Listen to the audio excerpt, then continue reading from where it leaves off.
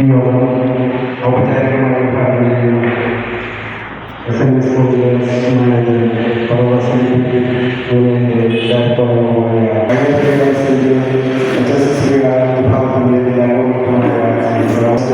ശ്രീ സജീവ് ഒപ്പമുള്ള രക്ഷിതാക്കളെ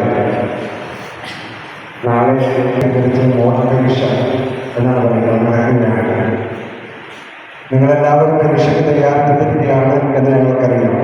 എന്നാൽ അല്പമെങ്കിലും ഭയപ്പെടുന്ന മനസ്സിലുണ്ടെങ്കിൽ അതെല്ലാം കളയുന്നതിന് വേണ്ടിയിട്ട് ഇന്ന് ഈ ക്ലാസ് നയിക്കാനായിട്ട് അധ്യാപകരോട് എത്തിച്ചേർന്നിരിക്കുന്നു. ഞാനിവിടെ വേദിയിലേക്ക് വരുന്ന സമയത്ത് പറഞ്ഞു, മുൻവശത്ത് 4 കസേരകൾ പണിയെടുക്കുന്നുണ്ട്. ഒന്നാമതാകാനുള്ള 4 പേർക്ക് അവസരമുണ്ടെന്ന് പറഞ്ഞിട്ട് 3 ആളുകൾ എത്തി. ഒരാളുടെ അവസരം ഇപ്പോൾ ബാക്കിയാണ്. ആ ഒന്നാമത് ആരാണെന്ന് എന്ന് നിങ്ങൾ തീരുമാനിക്കുക. നിങ്ങളെല്ലാവരും ഒന്നാമതാകാൻ വേണ്ടിയിട്ടാണ് മാഷിന്റെ ക്ലാസ് നയിക്കുന്നത്. അല്ലെങ്കിൽ നമ്മൾ പരാജയപ്പെടുത്തുന്ന സംഗതി നമ്മുടെ മുൻവിധിയാണ്.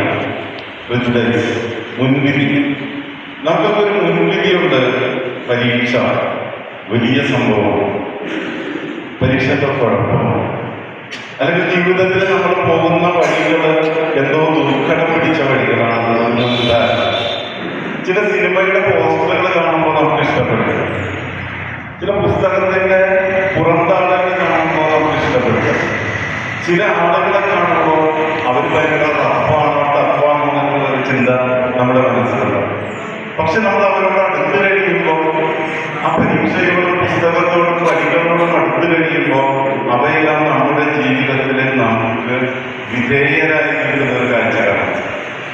അപ്പോൾ മുൻവിധികളില്ലാതെ വളരെ സന്തോഷത്തോടുകൂടി, ആശങ്കകളില്ലാതെ സ്വീകാര്യതയോടുകൂടി നമ്മൾ മുന്നോട്ട് പോകുമ്പോൾ ഏതൊരു തരത്തിലുള്ള ദുർഘടസന്ധികളെയും പ്രതിസന്ധിയെയും നേരിടാൻ, ആ പാതകളിൽ വിജയം വരിക്കാനും നമുക്ക് സാധിക്കും.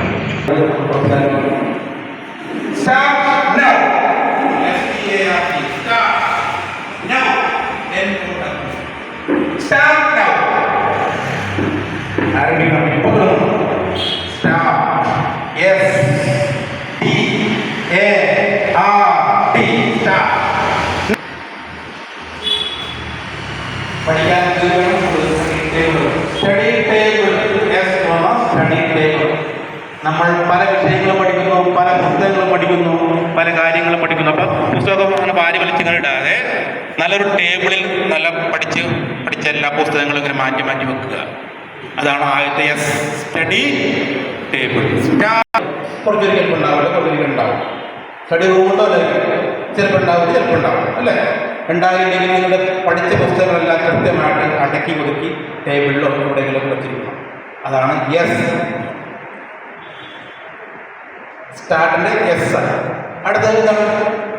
ടി ആണ്. ടി എന്തായിരിക്കും? ടി പഠിക്കാൻ പോകുന്നത് ടീച്ചറായി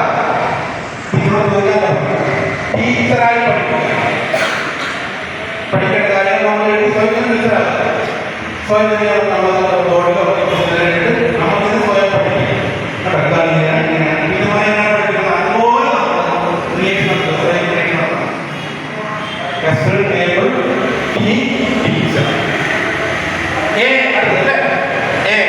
അതാണ് ഏറ്റവും വേണ്ടപ്പെട്ടത്.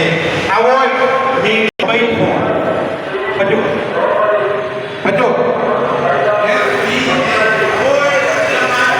കുറച്ചു കാലമെങ്കിലും മാറ്റി വെക്കുക.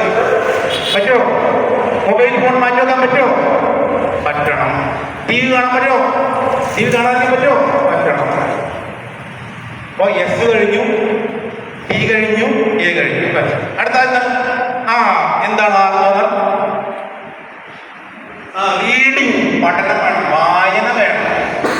എല്ലാ പുസ്തകങ്ങളും കൃത്യമായി വായിക്കണം. കൃത്യമായി വായിക്കണ്ടേ. ആദ്യത്തെ ടേബിൾ ഉണ്ടായിരിക്കണം അല്ലേ?